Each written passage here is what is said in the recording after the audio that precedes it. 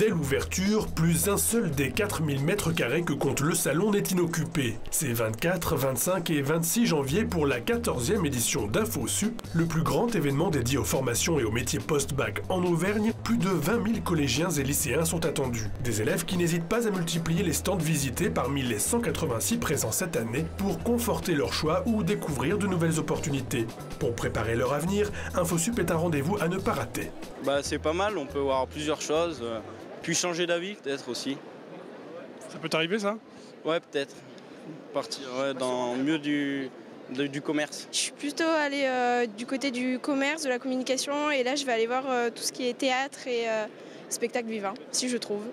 Je suis venue ici pour m'informer un peu des informations qu'il y a sur les concours d'infirmiers et les prépas, parce que Clermont ça m'intéresse peut-être.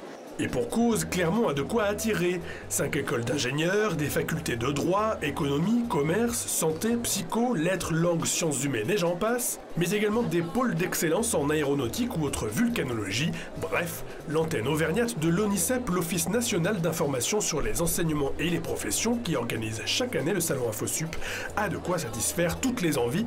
Encore faut-il qu'elles soient clairement définies. C'est difficile de se déterminer à 15 ans, voire à 16 ans, pour une carrière qui, au demeurant, ne sera pas forcément uniforme. Il faudra changer de métier, donc ça devient plus difficile.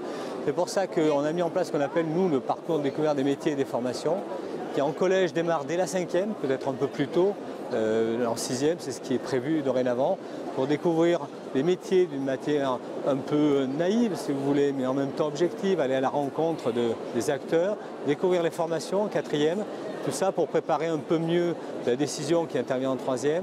Et on repart en lycée sur une même idée, c'est-à-dire qu'en seconde, on découvre un certain nombre d'enseignements, on découvre aussi les métiers auxquels ces enseignements peuvent conduire. En première, on reçoit des conseils, on étudie un peu mieux les choses. Nous avons essayé de faire en sorte qu'il y ait plus d'élèves de première accueillis. Et en terminale, là arrive la phase de décision.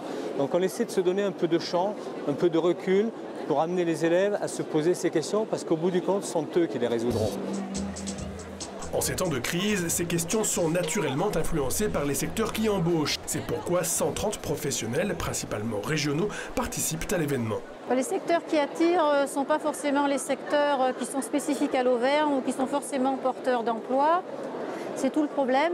Par exemple, il y a une désaffection pour l'industrie, alors que l'aéronautique, justement, cherche des jeunes qualifiés. Donc notre objectif aussi à travers ce salon, c'est de mettre en valeur les métiers de l'industrie. Après, il y a des métiers aussi où il y a un engouement, par exemple l'événementiel. Aujourd'hui, beaucoup de jeunes demandent à s'orienter ou souhaitent s'orienter vers l'événementiel et on sait bien que tout de suite, ça sature un peu. Donc effectivement, il y a toujours ce problème des désirs des jeunes qui ne sont pas forcément en adéquation avec le marché actuel de l'emploi. Durant 3 jours, 17 tables rondes aideront donc les visiteurs à mieux cerner la réalité de métiers à l'image trompeuse, mais également à maîtriser les outils de communication modernes comme les réseaux sociaux dans un objectif de valorisation professionnelle. Et si après tout cela, l'orientation reste difficile, les partenaires d'InfoSup sont aussi là pour accompagner la vie étudiante, si stimulante quand tous les rêves sont encore permis.